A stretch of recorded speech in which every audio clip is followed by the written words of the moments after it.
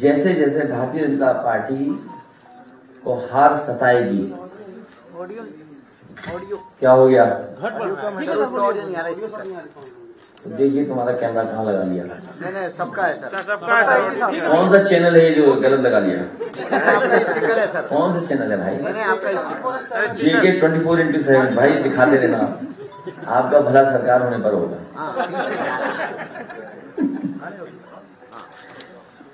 मैं फिर एक बार शुरू करता हूं कि प्रेस के लोगों का धन्यवाद देता हूं कि आज के दिन आपको बुलाया, संडे के दिन। मैंने कई मौकों पर कहा जब आपसे बातचीत हुई कि भारतीय जनता पार्टी को जैसे जैसे हार सताएगी, उत्तर प्रदेश में उनके नेताओं की संख्या, उनके मुख्यमंत्रियों की संख्या और दिल्ली से आने वालों की संख्या बढ़ जाएगी। और इसमें भी कहीं हम लोगों को कोई शक नहीं था कि जहां पॉलिटिकल पार्टीज आएंगी या उनके नेता आएंगे, उनके सहयोग के लिए इनकम टैक्स, ED, CBI और भी संस्थाओं का सहारा लेकर के अटैक करने का काम करेंगे। अभी तक तो ये संस्थाएं उनके लिए थी जो सरकार में हैं,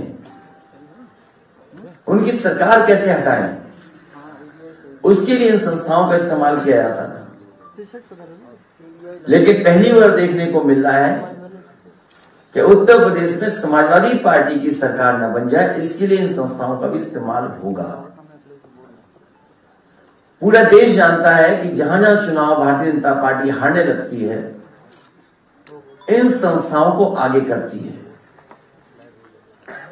जहां तक ED, CBI या अपने कागजों को दिखाने का काम, हमें बहुत पुराना अनुभव है और इसलिए अनुभव है कि भारतीय जनता पार्टी भी कांग्रेस के रास्ते पर जा रही है। भारतीय जनता पार्टी वही तरीके अपना रही है जिसमें केंद्रीय जो एजेंसीज हैं उनसे कैसे डराया धमकाया जाए। लेकिन जिस तरीके का माहौल उत्तर प्रदेश में है, योगी सरकार बचेगी नहीं। जनता ने मन बनाया है कि योगी सरकार उत्तर प्रदेश में बनेगी और इनसे ज्यादा अनुपयोगी कोई हो नहीं सकता था जिसने उत्तर प्रदेश को बर्बाद किया। ये अनुपयोगी हैं, अनुपयोगी हैं। इन्होंने इतना नुकसान किया उत्तर प्रदेश की जिसकी आपकी कल्पना नहीं की जा सकती है। गृह राज्य मंत्री टेनी, कौन नहीं जानता उन पे आरोप क्या है। गृह राज्य मंत्री टेनी, उन पे क्या आरोप है?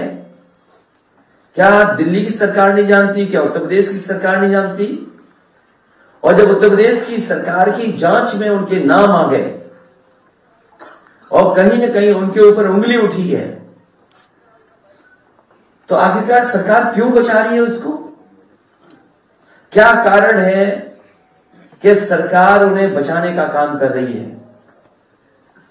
जो हमारे अन्नदाता हैं, जो अपने हक और सम्मान के लिए गए थे, अपने हक की लड़ाई को लड़ने गए थे, पीछे से थार जीप ने उन्हें कुचल दिया।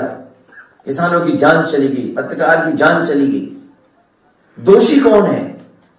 जांच में यह बात साफ है कि देश के गृह राज्य मंत्री, उन पर उंगली उठी है, उनके बेटे पे उंगली उठी है, भारतीय जनता पार्टी के कार्यकर्ताओं पे उंगली उठी है। लेकिन आखिरकार सरकार क्यों नहीं सजा दे रही है? क्यों ध्यान हटाना चाहती है? मंच पर जो हंगामा हुआ, निषाद समाज के साथ जो धोखा हुआ, केवल निषाद समाज नहीं बल्कि पिछड़े, अति पिछड़े, दलित, अल्पसंख्यक और बड़ी संख्या में हमारे अगड़े लोग, ब्राह्मण समाज के साथ जो हुआ, कौन नहीं जानता। और मंच पर किस खुशी के साथ बुलाया गया था निषाद समाज के लोगों को। उन्हें वादा किया गया था आपकी सब मांगे पूरी हो जाएंगी, आरक्षण मिल जाएगा। लेकिन मुझे खुशी है इस बात की कि निषाद समाज ने अपनी मांग को नहीं छोड़ा। उन्हें अगर मंच पे भी चढ़ना पड़ा होगा तो मंच पे चढ़ गए और सरकार के कानों तक अपनी आवाज पहुंचाने का काम किया। दिन रात लगे रहे उसमें कि ये खबर न चल जाए। बड़े बड़े अधिकारी लखनऊ से ये कोशिश करते रहे, दिल्ली तक दबाव बनाया कि ये खबरें न चल जाएं कि किस तरीके के निषाद समाज वहां पर अपने हक के लिए और अपने सम्मान के लिए लड़ रहा है। ये अनुपयोगी सरकार और कर भी क्या सकती थी। अनुपयोगी सरकार से उम्मीद भी क्या की जा सकती है। याद कीजिए जिस समय सरकार बनी थी इनकी, इन्होंने गंगा जल से मुख्यमंत्री आवास दिलवाया था। गंगा जल को पूरे मुख्यमंत्री आवास में छिड़कवाया था। कभी किसी मुख्यमंत्री ने ऐसा नहीं किया होगा जैसे ये अनुपयोगी मुख्यमंत्री ने करके दिखाया। पूरे के पूरे मुख्यमंत्री आवास में गंगा जल से छिड़काने का काम हुआ था। और जब मुझे याद है सुप्रीम कोर्ट का फैसला आ गया, माननीय सुप्रीम कोर्ट का फैसला था कि जो पूर्व मुख्यमंत्री हैं उनके घरों में वो रह नहीं सकते हैं। उस समय मुझे याद है कि नेताजी इन्हीं अनुपयोगी मुख्यमंत्री से मिलने गए थे। जब मेरी जानकारी में ये बात आई तो मैंने उस समय भी रोका था नेताजी को कि आप मत जाइए इस मुख्यमंत्री से मिलने के लिए।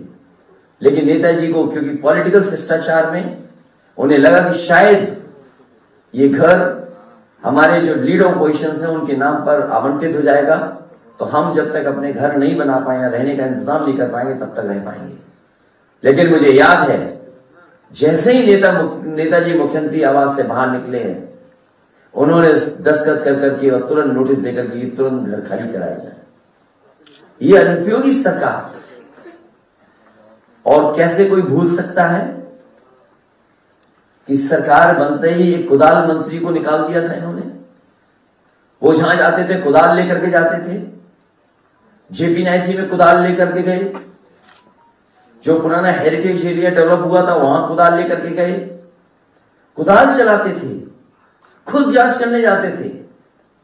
और उन्होंने कहा कि ये बताइए इतना ऊंचा हेलीपैड क्यों बन गया। जब उन्होंने जेपी नायसी की ऊंची बिल्डिंग पर देखा कि यहां पर हेलीपैड बन गया है, हेलीपैड बना हुआ है, तो उन्होंने कहा ये डिजाइन रॉन्ग है, ये किसकी सूझबूझ है कि इसमें बन गया है हेलीपैड। और याद कीजिए जब उन्होंने कुदाल चलाई थी हेरिटेज एरिया पर, तो कुदाल पत्थर नहीं तोड़ पाई थी। जांच के बाद जांच, जांच के बाद जांच, उसके बाद जो ठेकेदार थे उन्हें फिर दल में ले लिया। और जांच चली रही है, लेकिन अभी भी वो जेपी नायसी अभी पूरी नहीं हुई है। इसी तरह एक्सप्रेस वे का कोई किलोमीटर नहीं बचा जिसको खोदा ना गया हो। कोई किलोमीटर नहीं बचा जहां पर खोद करके ना देखा गया हो। इस अनुपयोगी सरकार ने सभी तहसीलों के कागज निकलवा करके देखे, सब तहसीलें चेक करने की रजिस्ट्रियां हुई है कि किसके नाम पे हुई है। क्या मिला अनुपयोगी सरकार को? और यही रिवर फ्रंट, एक रंगी लोग क्या जाने जीवन में रंग का क्या महत्व है। ये नदी का किनारा, गोमती फ्रंट, जिसमें रोशनी होती थी शाम को, ठेले लगते थे, कारोबार होता था, लोग आइसक्रीम खाने जाते थे, घूमते थे। लेकिन क्या की? जांच कर दी। और जांच पे क्या नहीं किया? ईडी, सीबीआई और जो कुछ हो सकता है सरकार पिछले 4.5 साल से कर रही है। गोमती साफ नहीं हो पाई। 900 मीटर केवल अगर बन जाता, 900 मीटर अगर नालों को न जाने दिया जाता, तो आज लखनऊ शहर में गोमती साफ बह रही होती। और इसीलिए उत्तर प्रदेश के अनुपयोगी मुख्यमंत्री जी, उन्होंने डुबकी नहीं ली, क्योंकि वो जानते हैं जो नदी हिंडन है वो गंदी है, जो नदी गोमती है वो गंदी है, यमुना नदी गंदी है। और जितनी भी सहायक नदियां जो जुड़ रही गंगा में, उन गंगा की नदियों में किसी की सफाई नहीं की गई। गंगा, मां गंगा के नाम पर जितना पैसा आया इस भारतीय जनता पार्टी की सरकार ने लूटने का काम किया। कौन भूल जाएगा गोरखपुर की वो दुकानें टूटना। मुख्यमंत्री ने, अनुपयोगी मुख्यमंत्री ने अपनी दुकानों पर बुलडोजर चलाया।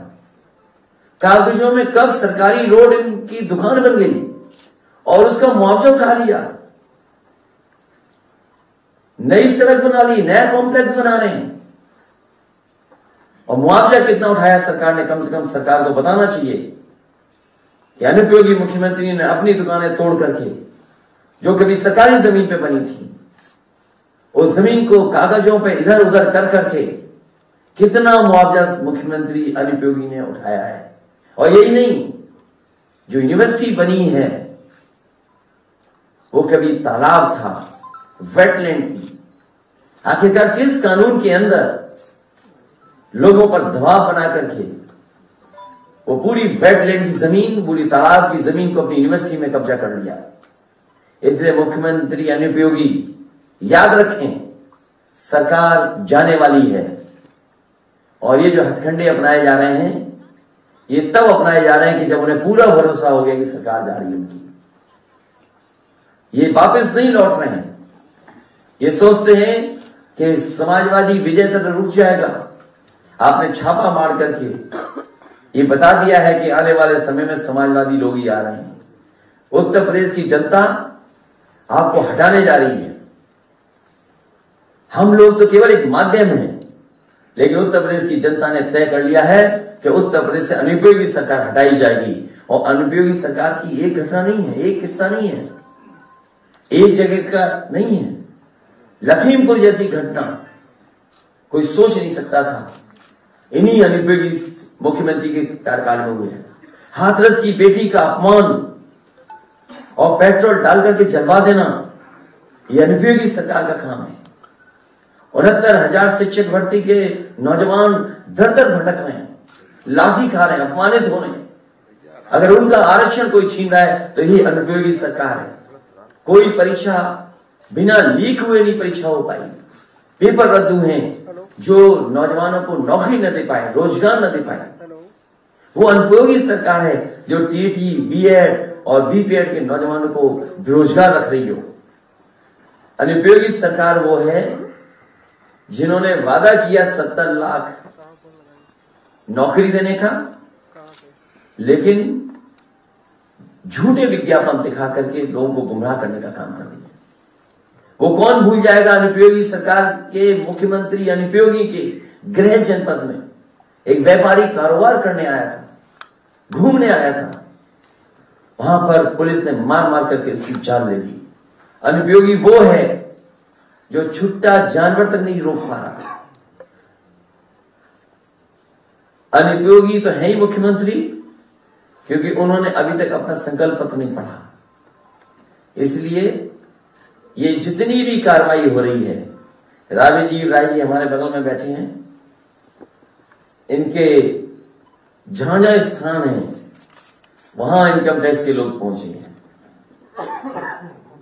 अगर कहीं कोई पता मिल गया हुआ वहां पहुंच गए हैं।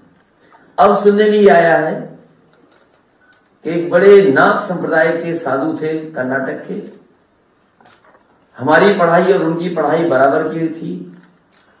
हमें नहीं पता था कि कभी नाथ संप्रदाय के इन दो गुटों में झगड़ा था किसी जमाने में, मठ को कब्जा करने को लेकर के। वो तो कभी हमसे मिल गए होंगे, किसी एक साधारण व्यक्ति ने मिला दिया होगा मुझे। उस साधारण आदमी की इनकम टैक्स बेंगलोर में पहुंच गई टीम। एक हमारी पार्टी का काम व्हाट्सएप का कर रहा है। अरे व्हाट्सएप पे तुमने कितना झूठ फैलाया है भारतीय जनता पार्टी वाले लोग। तुमने गाय कटी दिखाई, तुमने मुसलमान भाइयों के खिलाफ जाने कितनी खून की तस्वीरें डाल करके व्हाट्सएप पे चलाई हैं। तुमसे बड़ी व्हाट्सएप की यूनिवर्सिटी कोई नहीं चला रहा। ये केवल व्हाट्सएप का काम करना चाहता था, उसे तो अभी पैसा ही नहीं भुगतान हुआ, क्योंकि हम लोग टेक्नोलॉजी समझते हैं, चीजें समझते हैं कि टेक्नोलॉजी क्या है। लेकिन अनुपयोगी मुख्यमंत्री टेक्नोलॉजी नहीं जानता। और हमारे बगल में लीडर पोजिशन बैठे हैं, वो जानते हैं अगर कंप्यूटर दिखा दोगे अनुपयोगी मुख्यमंत्री को तो हो सकता है डर जाए, भाग जाए देख करके। और अगर अगली बार आपको कुछ डराना हो अनुपयोगी मुख्यमंत्री को तो अपने हाथ में लैपटॉप ले जाना है, स्मार्टफोन के अंदर चला के दिखा दो। अगर ना प्रेस कॉन्फ्रेंस छोड़ कर भाग जाए तो बताना मुझको। तो उसके यहां इनकम टैक्स, यहां पर आप लोगों का, हम लोगों का साफ सफाई का, कार्यालय के इंतजाम को देखने वाला। और फिर ओएसडी कैसे बनाए जाते हैं आपको पता है, जो भी सहयोगी मुख्यमंत्री का होता है उसको बना दिया जाता है ओएसडी। उसके घर पे छापा, टाइल्स तोड़ दी गई, बिस्तर फाड़ दिया गया, सोफा फाड़ा है, अभी पुलिस बैठी है वहां पर।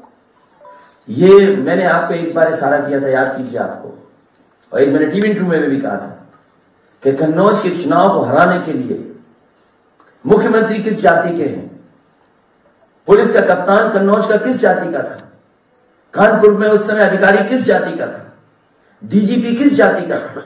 ये चारों मुख्यमंत्री आवास में बैठ करके साजिश कर करके कन्नौज का चुनाव हराने का काम किया था। मैं जानना चाहता हूं जो जाति के आधार पर बात करते हैं, ये चारों किस जाति के लोग थे, किस जाति से संबंध रखते थे चारों लोग, हमें कोई बताए। ये चारों के चारों अधिकारी किस जाति के थे। इसलिए ये चुनाव हारने जा रहे हैं, उत्तर प्रदेश की जनता ने इन्हें चुनाव हरा दिया है। ये कितने भी साजिश कर लें, कितने भी षड्यंत्र कर लें, समाजवादी विजय रथ रुकने वाला नहीं है। समाजवादी विजय रथ उसी दिन रुकेगा जिस समय कालिदास में समाजवादी सरकार जनता बनवा देगी। आप सबका बहुत बहुत धन्यवाद। संजय निषाद ने पहले कहा कि हम जो है, उनका वीडियो दिखा दो अगर किसी के पास हो। अगर संजय निषाद जी वाला, एक बार संजय निषाद जी वाला वीडियो चलवाइए। ये दिल्ली से फोन का कमाल है। और मैं आपसे कहना चाहता हूं, ये बात वीडियो देख लो, उसके बाद सवाल पूछिएगा। जिस टाइम पर रेड हुई है, ये टाइमिंग जो है वोटों का नुकसान करेगी, निश्चित रूप से खराब है। ये रेड 6 महीने पहले, 1 साल पहले पड़ना चाहिए। आखिर वो एक दिन में तो नहीं खराब हुआ ना, एक दिन में तो नहीं वो अपराधी है गलत रास्ते में उनके वहां फाइल। वो तो आज अगर व्यापार कर रहा है, अवैध पैसा रखा है तो 2, 4, 5, 10 साल से पहले होगा। कहाँ इनकी खुद एजेंसी थी, कहाँ इनके अधिकारी थे। ये 1 साल 1.5 साल पहले रेड डालते, आपको गुस्सा लगवा देते हैं। उनके नातरीदार, उनके वर्ग के लोग गुस्से में आ जाए, अब सरकार के खिलाफ विरोध में वोट डालते हैं। तो ये अधिकारी भी मान के चलो कि सरकार के खिलाफ निगेटिव वोट पैदा कर रहे हैं, निगेटिव प्रचार करके ऐसे अधिकारी ऐसे गलत समय पर डाल इस समय जो हुआ इससे नुकसान होगा, निश्चित रूप से नुकसान होगा। कुछ उनके बिरादरी के लोग गुस्से में आएंगे। हम कहते हैं कि गलत क्या है, सही क्या हो, कोर्ट फैसला करती है। रेड डाल देना, किसी को पकड़ के बंद कर देना, ये तुरंत उसको ऑन स्पॉट को अधिकारियों का कारनामा। निश्चित रूप से अधिकारी ऐसे हैं जो गलत कारनामे कर रहे हैं।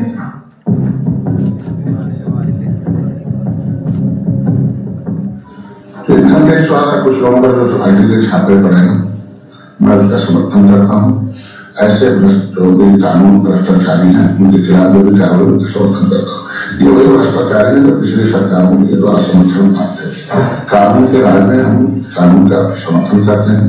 ये वही लोग हैं जो कभी किसानों को गलत बहुत अत्याचार उपयोग करते हैं। ऐसे कार्रवाई पर हम निषाद पार्टी सरकार का समर्थन करती है। और एक चैनल ने हमारे कुछ बयान तो और मैं आपको बता दूं कि हमारे सभी फोनों को सुना जा रहा है। हमारे जितने भी फोन हैं समाजवादी पार्टी के कार्यालय के या हमारे संबंधित जितने लोग भी हैं, उनके मोबाइल को सुना जा रहा है। सबको लिसनिंग पे लगाया हुआ है और मुख्यमंत्री खुद शाम को कुछ की रिकॉर्डिंग सुनते हैं। तो सोचिए, ये अनुपयोगी सरकार है। इसलिए आप लोग भी सावधान रहें। अगर हमसे संपर्क करते हो, फोन करते हो, तो ये मान के चलना कि आपकी रिकॉर्डिंग क्या है। जो ये अधिकारी पॉलिटिकल टूल बन के काम कर रहे हैं, उनको क्या नहीं पता है कि चुनाव आएगी, दूसरी सरकारें होंगी, तो उनके लिए कोई मैसेज आपकी तरफ से है क्या? क्योंकि ये कुछ ज्यादा हो रहा है।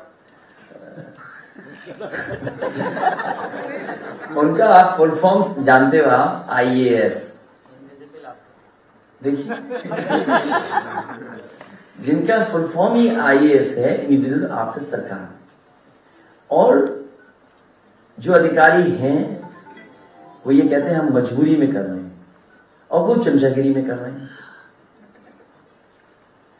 कुछ खुश करना चाहते हैं, आखिरी वक्त पे भी खुश करना चाहते हैं। सबसे बड़ा सवाल यह है कि जो लोग एक ही छत के नीचे बैठ करके कन्नौज में हराने की साजिश कर रहे थे, उसी तरह के लोग और बैठे हुए हैं जो लगातार साजिश कर रहे हैं समाजवादी पार्टी के खिलाफ और फोन रिकॉर्ड करा रहे हैं। किसके इशारे पर अध्यक्ष जी फोन रिकॉर्ड करा? अनुपयोगी सरकार, अनुपयोगी मुख्यमंत्री। सर, ये निष्ठा का हनन नहीं है किसी की इस तरह दूसरी बात सुन लेना? इस सरकार को कानून कौन मानता है? कमरे में जाकर के आप जांच करो, क्या सुविधा का इंतजार नहीं कर सकती थी पुलिस? क्या एक पानी का जो पाइप है 2 फीट 2.5 फीट ऊंचा, उससे कोई अपनी आत्महत्या कर लेगा? वो आगरा का वाल्मीकि समाज का बेटा जो चोरी पर जिसपे आरोप लगे, वो पुलिस ने खुद चोरी की है, पुलिस खुद चोरी करती थी वहां से, और उस वाल्मीकि समाज की हत्या हुई कि नहीं हत्या हुई? तो ये सरकार ऐसी जो ठोकोराज हैं, जो ठोकोराज बैठे हुए हैं अनुपयोगी, ये उनके सारे हो रहा है। क्या मुख्यमंत्री अपनी ही दुकानों पे बुलडोजर लगा के मुआवजा लेकर के नया कॉम्प्लेक्स बना रहे हैं? कभी आपने छापा कि कितना मुआवजा उठाया मुख्यमंत्री ने? हमें उम्मीद है कि छापा जाएगा, और वो भी छापा जाएगा कि जिस पर तालाब को लेकर के और वेटलैंड को लेकर के यूनिवर्सिटी तैयार हुई है। सरकार बदलेगी, अधिकारी भी बदलेंगे। जो आज इधर बुलडोजर चला रहे हैं, अगली सरकार बनेगा उधर बुलडोजर चलाएंगे। समाजवादी पार्टी के जो फोन है वो टैप किए जा रहे हैं, सबको सुना जा रहा है, तो आपका कहने का मतलब ये है कि हम सब जो फोन यूज, आप अपना परिचय दे तो अच्छा रहेगा पहले। मेरा नाम निधि विनोदिया है, मैं खुद का न्यूज हूँ। ये मैंने सुनी नहीं है न्यूज को।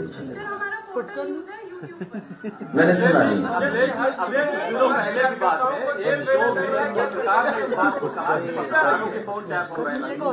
किसने कहा?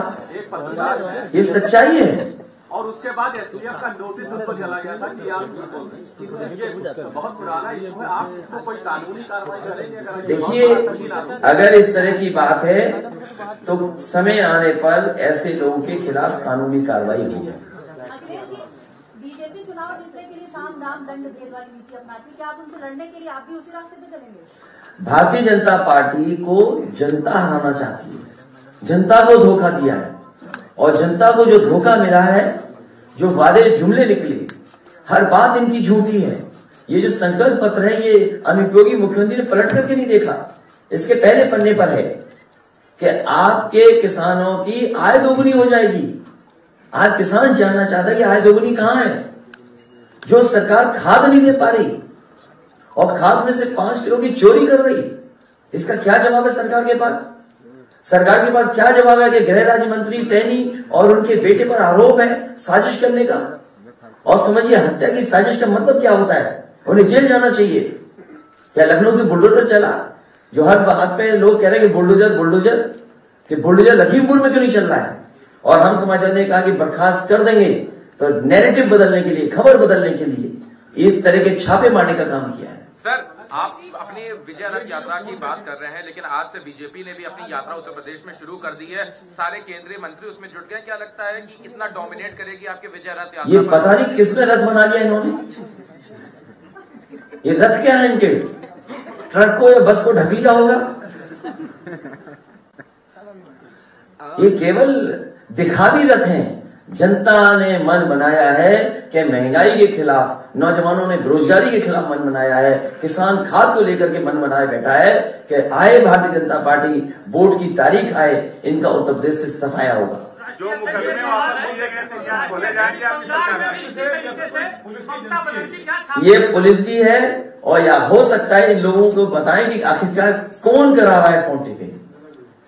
इनका भी फोन टेप हो रहा है। आप जो करोगे वो सब सुना जा रहा है। भाई 24 घंटे मुख्यमंत्री जी को काम करना है। जो मुख्यमंत्री 24 घंटे काम करेगा वो क्या काम करेगा?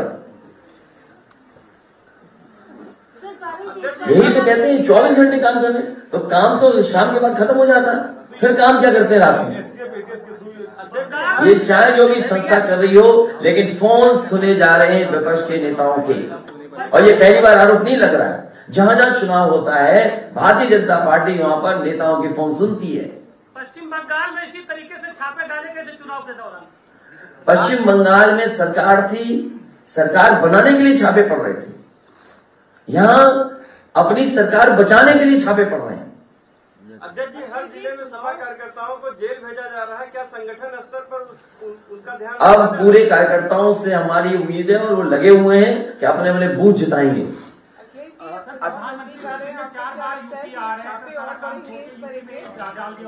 जैसे अभी आपने कहा कि आपके जो जाने वाले हैं या जो आपके साथ काम करते हैं वो क्या छापे पड़ रहे हैं, चुनाव जैसे नजदीक आएंगे छापे और पड़ेंगे और कहीं आपको लगता है कि आप भी उनके निशाने पे हैं? कितना अच्छा सवाल पूछा कि हम हैं निशाने पे क्या नहीं है। अरे हम ही तो निशाने पे हैं, कमाल है आप भी। अरे वो समाजवादी पार्टी के कार्यालय में काम नहीं कर रहे होते तो उनके यहाँ कौन छापा मारता? हमसे अगर परिचय न होता तो कौन छापा मारता? अरे हमसे आप दोस्ती बढ़ा लो न छापा पड़े आप क्या तो बताइएगा।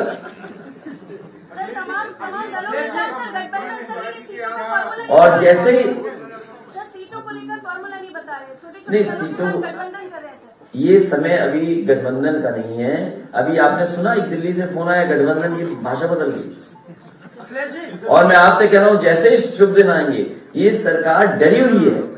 सरकार अपने मंत्रियों को अपने विधायकों को बचाना चाहती है। अभी 2 विधायक मास्क लगा के आगे पार्टी कार्यालय में।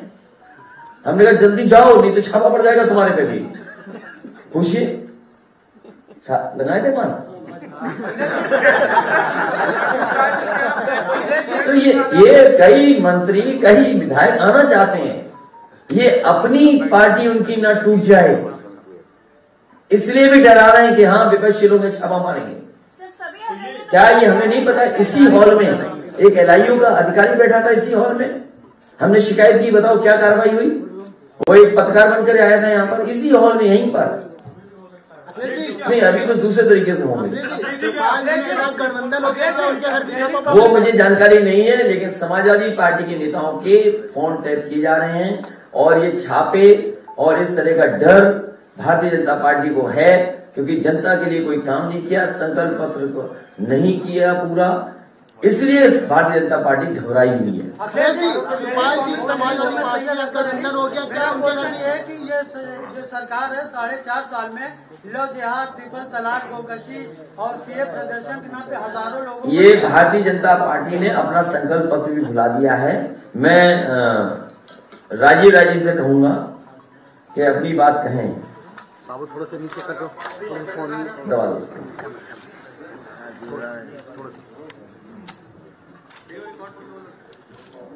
आदरणीय अध्यक्ष की अनुमति से जो उस पर गुजरी है और गुजर रही है और क्यों गुजर रही है मैं आपको बताना चाहूंगा। कल सुबह 7 बजे नेता के भेष में deputy commissioner income tax Chaubey ji लगभग 15-16 अन्य इनकम टैक्स अधिकारियों के साथ मेरे दरवाजा खुलवाए। सिक्योरिटी ने दरवाजा खोला, सीधे बेडरूम में घुस गए मऊ में। और उसके बाद जब मैंने विरोध किया तो उन्होंने अपना परिचय दिया, परिचय करके मेरा फोन सीज कर लिया और फिर मुझे नोटिस दिया। मेरे बेंगलोर का कॉलेज का है तो बोले कि बेंगलोर के भी सारे संस्थानों में चल रहा है। और तो और आदरणीय अध्यक्ष जी मेरे घुटने में कुछ प्रॉब्लम है, दर्द हो रहा था तो एक फिजियोथेरेपिस्ट 4-5 दिन से आ रहे थे, अनिल कुमार पांडे। सबसे पहले टारगेट अनिल कुमार पांडे कौन है, कल आपसे फोन पे बात किए थे और जो बात आप कह रहे थे इन्वेस्टिगेशन के दौरान में तमाम उन्होंने ऐसी बातें कही और पूछी जो मैंने फोन पर ही किया था। आप सीडीआर से ही तो पता कर सकते हो कि किसने कब किसको कहां फोन किया था, लेकिन जब तक फोन रिकॉर्डिंग नहीं है मैंने क्या बात किया था आप तो नहीं बता सकते हो। और मेरा गुनाह सिर्फ इतना था कि कोरोना का जब लॉकडाउन शुरू हुआ और इनके नेता गायब हो गए मेरे मुंह से, तो मैंने पुलिस के साथ मिलकर अन्नपूर्णा बैंक बनाकर पुलिस और अपने कार्यकर्ताओं के साथ घर घर पहुंचवाया। मलेशिया के बच्चे उसी दौरान लॉकडाउन में मऊ के बच्चे मलेशिया में फंस गए थे, 15 बच्चे। आदरणीय अध्यक्ष जी से मैंने बात किया और आपकी प्रेरणा से जब भारत सरकार उत्तर प्रदेश की सरकार कोई जवाब नहीं दे रही थी तो मैंने उस लॉकडाउन में स्पेशल प्लेन से बच्चों को मऊ बुलाया था। बाढ़ आती है, भारतीय जनता पार्टी के नेता जाकर फोटो खिंचवाते हैं और हम लोग समाजवादी जाकर वहां अनाज बांटते हैं। अभी मऊ में बच्चे जितने मर गए सबको मैंने गोद ले रखा है। तो उनका सवाल ये था कि आप कहां से करते हैं, किससे करते हैं, कौन से खाते से करते हैं। और जब जात की बात आ रही थी तो मुझे भी याद आया कि दुर्भाग्य से मैं भी उसी जात का हूं जिस जात का बीएचयू से एमटेक बहुत पढ़ा लिखा और समझदार आदरणीय मनोज सिन्हा जी विश्वनाथ मंदिर में पूजा दर्शन कर रहे थे और उनको मुख्यमंत्री नहीं बनने दिया गया। आदरणीय AK शर्मा जी मुख्यमंत्री और प्रधानमंत्री जी के साथ दशकों तक रहे, उनको यहां भेजकर पैदल कर दिया गया। तो पूर्वांचल में सिर्फ राजीव राय ही क्यों?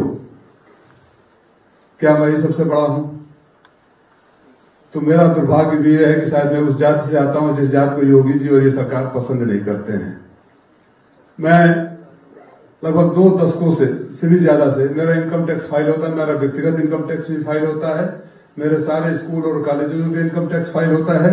हर साल टैक्स देते हैं, हर साल वही इनकम टैक्स क्लियरेंस देता है।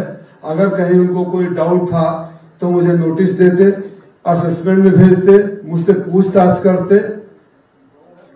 2 घंटे के सवाल के लिए मेरे परिवार को, मेरे रिश्तेदारों को रात तक मैं कहूंगा कि बंधक बनाकर रखा गया, जिसमें मेरी माँ जो इलाज कराने गई है बेंगलोर में, कार्डियक पेशेंट है, बार बार कहने के बावजूद जो अधिकारी आए थे निश्चित रूप से कोई तो व्यवहार नहीं किए। मैं कोई राजनीतिक स्टेटमेंट नहीं दूंगा, लेकिन मुझे समझ में नहीं आ रहा है जब उनके पास कुछ और पूछने के लिए हो जाता था और बोलते थे कि अब वाइंड अप करो, तो बाहर जाते थे, कोई इंस्ट्रक्शन आता था और किसी न किसी बहाने से वो नहीं उठते थे सिवाय टार्चर करने का। मैं एक घटना सुनाऊंगा। कल हमारे यहाँ CO थे मिश्रा जी, जो पुलिस की व्यवस्था देख रहे थे, PSC तक बुला ली गई थी।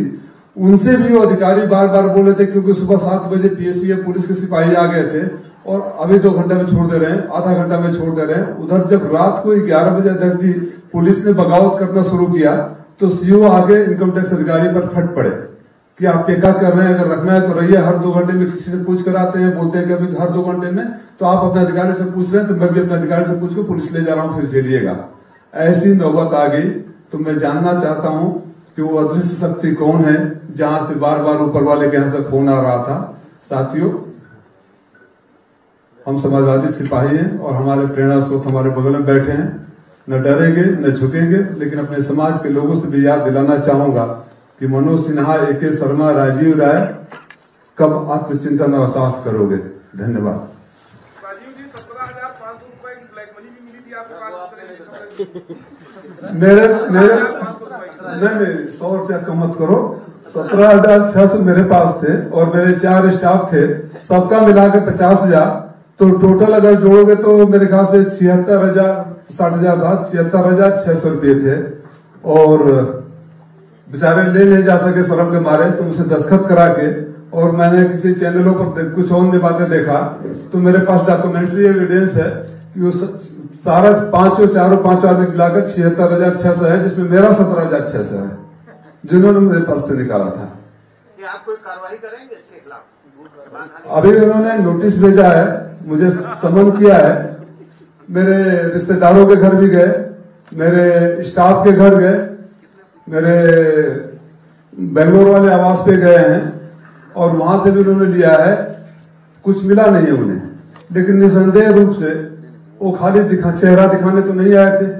उनका पूरा जब जो मुझसे क्वेश्चन पूछे और जिस पर मेरे से दस्तखत कराए, क्वेश्चन के जो जवाब में आंसर दे रहा था, जब उसकी मैंने कॉपी मांगी तो बोले नहीं, ये कॉपी सब कुछ दिए लेकिन वो कॉपी हम नहीं देंगे, एक आप अलग से एप्लीकेशन दीजिए। क्यों?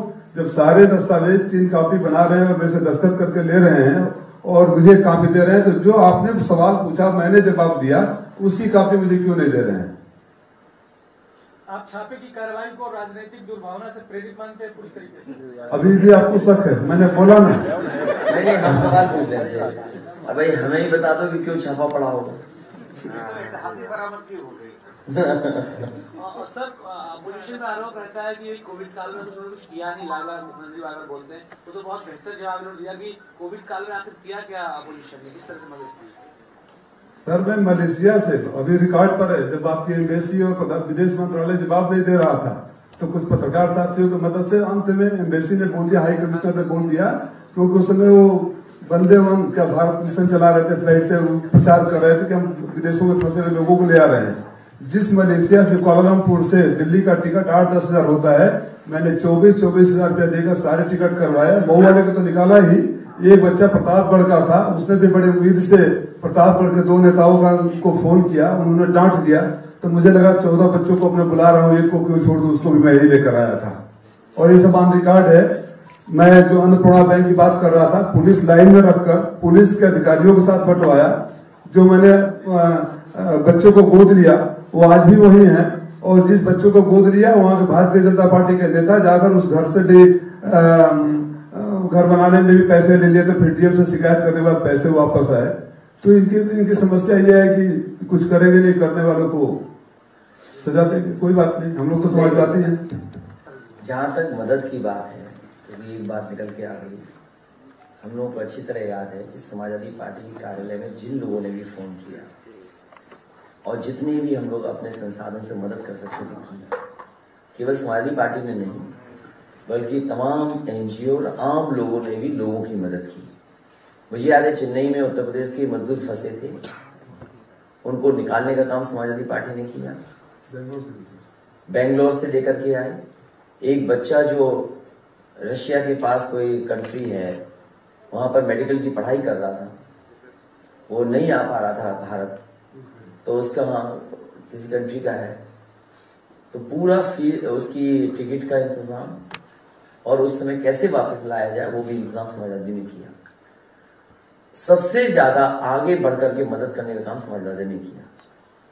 उस समय की तस्वीरें देख लो, आप लोग भी फील्ड में थे, बहुत सारे साथी लोग फील्ड में थे, आपने तमाम आम लोगों को देखा मदद करते हुए, और संस्थाएं एनजीओ उन्होंने मदद की।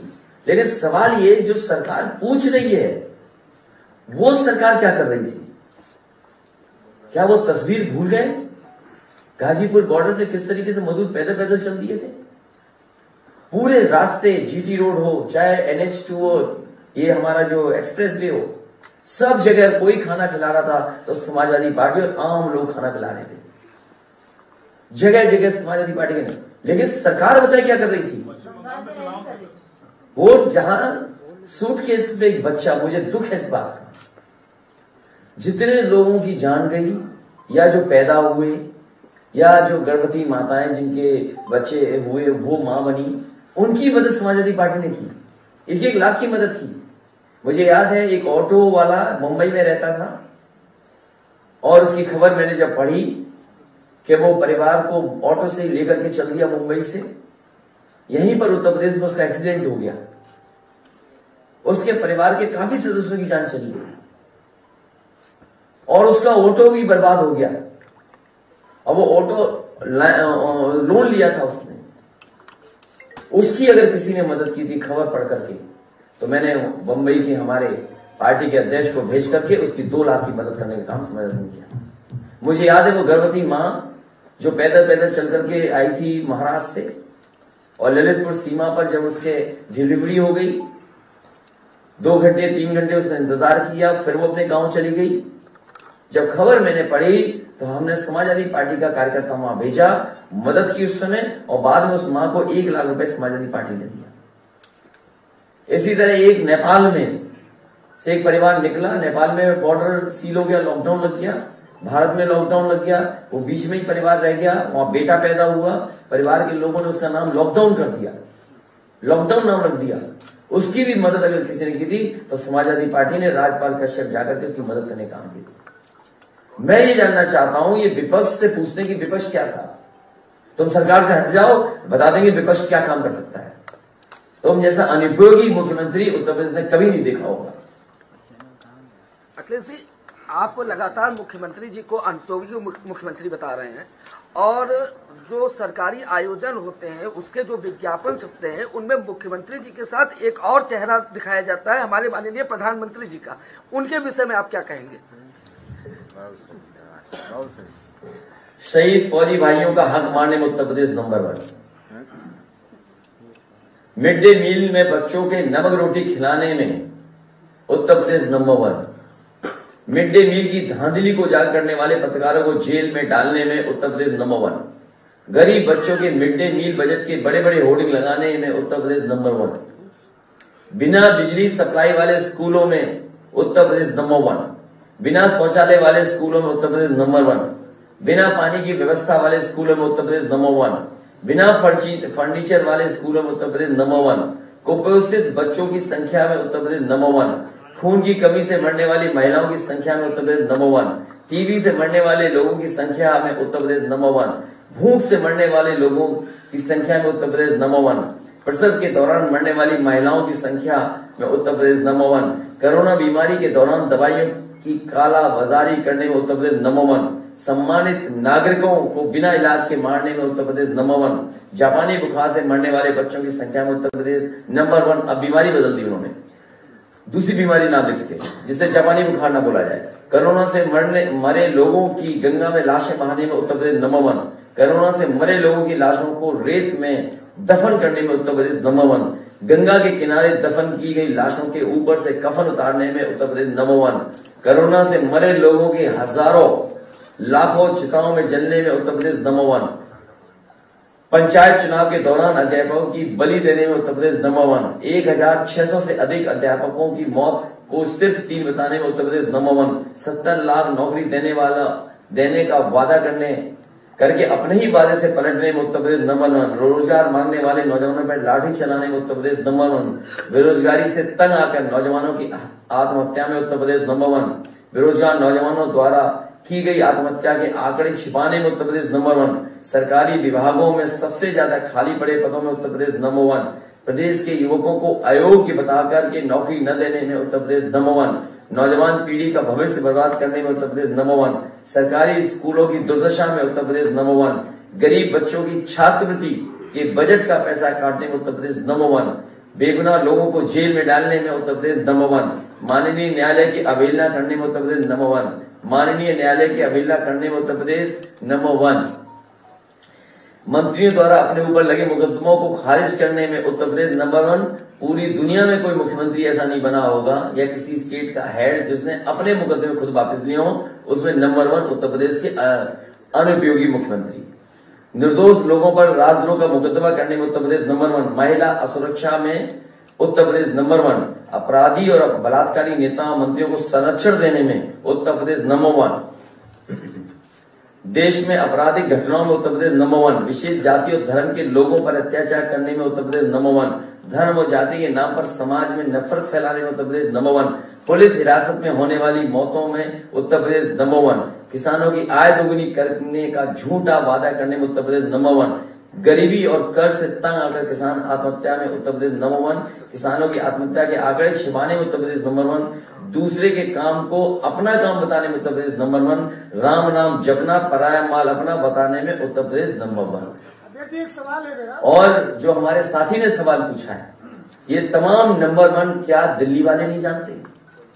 कम से कम इसी से समझ लेना चाहिए था कि जब डुबकी उनसे लगवा दी, खुद डुबकी नहीं मानी।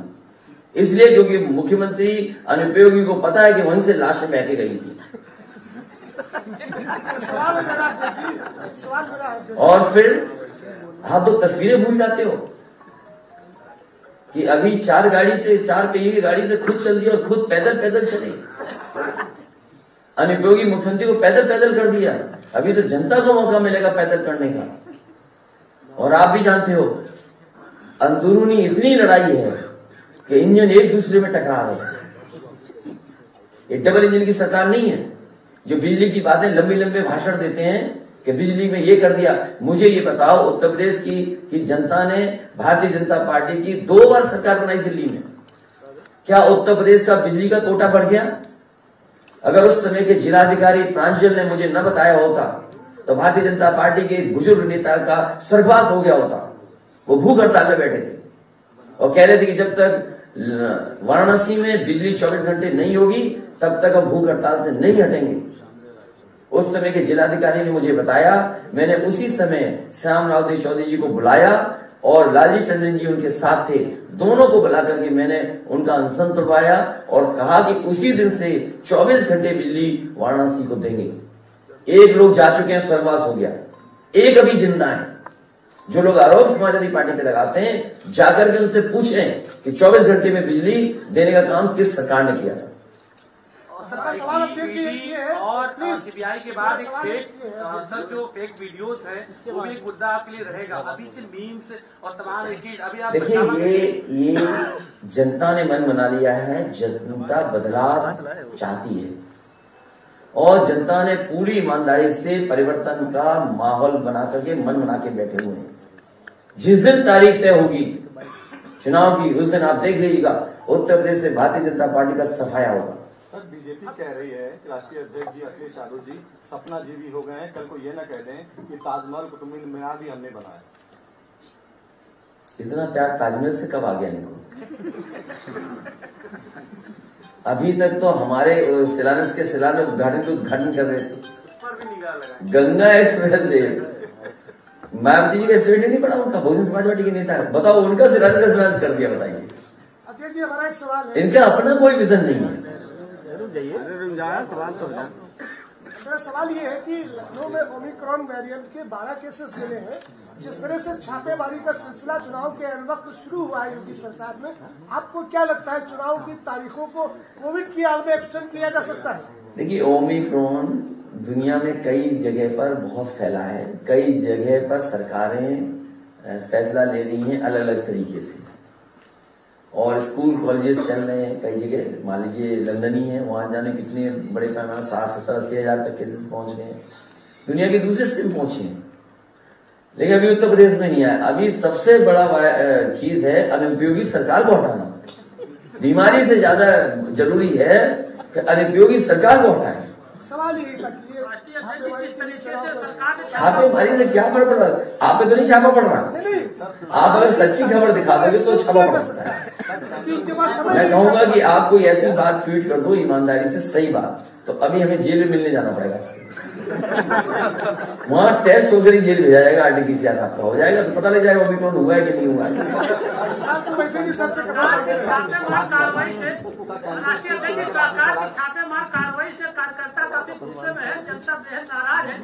मैं अपने कार्यकर्ताओं से कहूंगा कि अपने बूथ की तैयारी करें, बूथ पे जिताने का काम समाजवादी पार्टी करें और जनता का सहयोग लेकर के आने वाले समय में समाजवादी पार्टी को आगे बढ़ाएं। फिर पीसी होगा 45 धन्यवाद।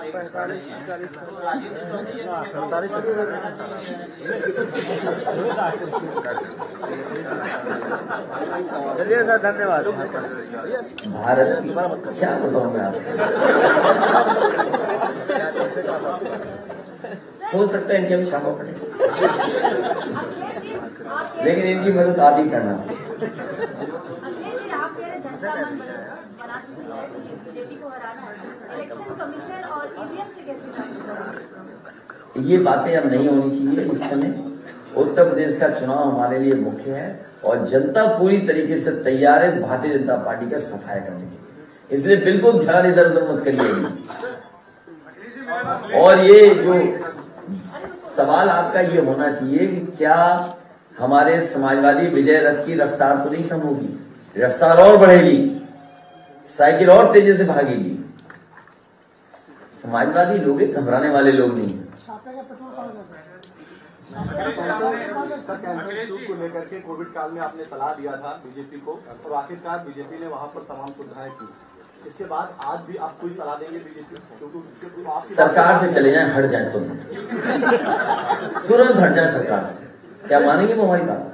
उस समय मान लिया था ना, तो मान लिया, अभी तुरंत चले जाएं, हट जाएं सरकार से।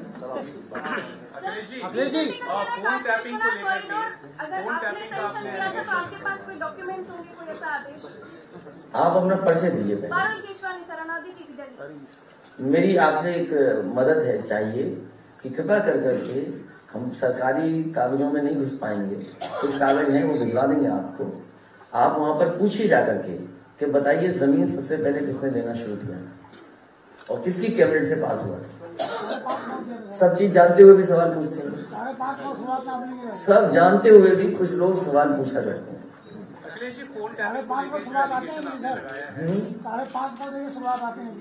और उसके बाद ही बजट दिया। वहाँ शौचालय नहीं था, शौचालय बनाया सबसे पहले, वो भी शौचालय तोड़ दिया। विजय रथ यात्रा स्टार्ट हो रही है अपने मैनपुरी से एटा, क्या शिवपाल जी इस विजय रथ यात्रा में? अरे पहले समाजवादी पार्टी की विजय रथ तो हो जाए। ये जो भी गठबंधन के सहयोगी हैं, क्षेत्रीय दल, उनको और उनसे जो बातचीत हुई है वो जिम्मेदारियां मिली हैं अपने अपने क्षेत्र में अपने अपने संगठन को चुनाव में लगाने की।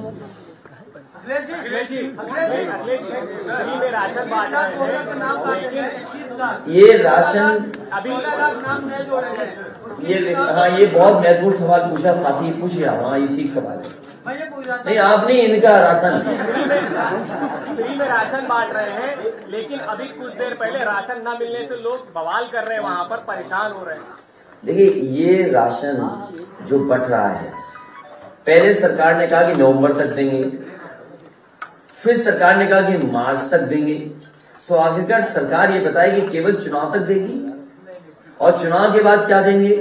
इसलिए समाजवादी पार्टी ने कहा है कि गरीबों को पौष्टिक खाना और पौष्टिक राशन, अगर घी, दूध या सरसों का तेल उपलब्ध कराना पड़ेगा तो समाजवादी सरकार में उन गरीबों को दिया जाएगा।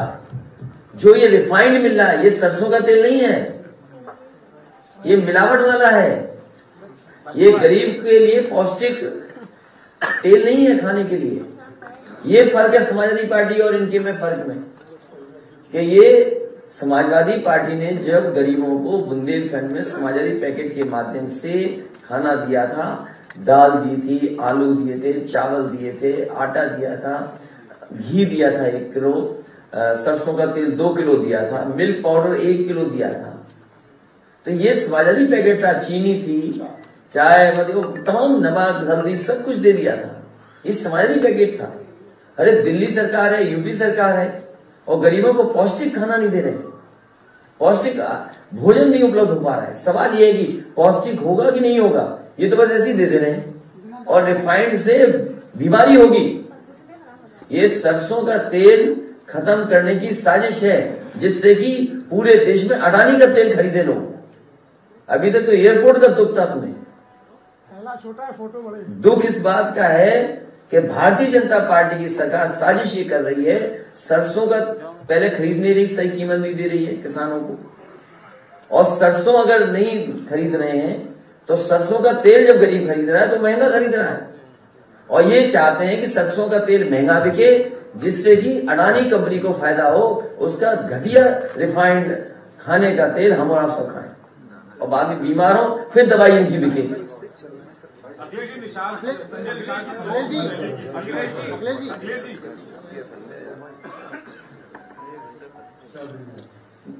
निशान जी ने लखनऊ रैली की और तो समाज के लोगों से कहा था कि आरक्षण का ऐलान होगा। आरक्षण का जब ऐलान नहीं हुआ तो उनके लोग नाराज हो गए। समाजवादी सरकार बनेगी तो 3 महीने के अंदर जाति जनगणना कराने का काम करेगी। आज यही सवाल रखिए जो छापा ऊपर पड़ रहा है, जिसके यहाँ छापा पड़ रहा हो उससे गुजर रही होगी क्या। हम और आप यहाँ बैठे आराम से, क्या एलिगेशन है, सच नहीं है ये। आओ हमसे बात कर लो, कुछ साजिश करो, सरकार के खिलाफ ना उठा ले जाओ तो कहना हमसे। हमें कहीं नहीं जाना, हमने आपको बता दिया। समय आने पर ऐसे अधिकारी को हिसाब किताब होगा जो रिकॉर्ड कर करके दे रहे हैं। नहीं वो मूछों वाले नहीं, एक और है, मूछों वाले के साथ एक और है। इसी प्रकार साथी ने कहा कि मूछों वाला, तो मैंने कहा मूछों वाला नहीं, एक और है मूछों वाले के साथ, उसी टीम का है। तो 4 लोग बैठे थे कमरे में, साजिश कर रहे थे, उसी टीम का है। मैनपुरी का रहने वाला है, मैनपुरी का रहने वाला है अधिकारी, वो कर रहा है, वो भी बैठकर साजिश कर रहा है। अब वो नहीं पता क्या हुआ। महानगर में राहुल बसीर के बाद 30 घंटे से ज्यादा हो गए छापामारी को लेकर। हमारे मित्र बन जाओ तो काफी दिन बैठेंगे पुलिस के लोग तुम्हारे पास। नहीं, सरकार आएगी तो खास मित्र बनोगे, फिर अगली बार बैठाया जाएगा।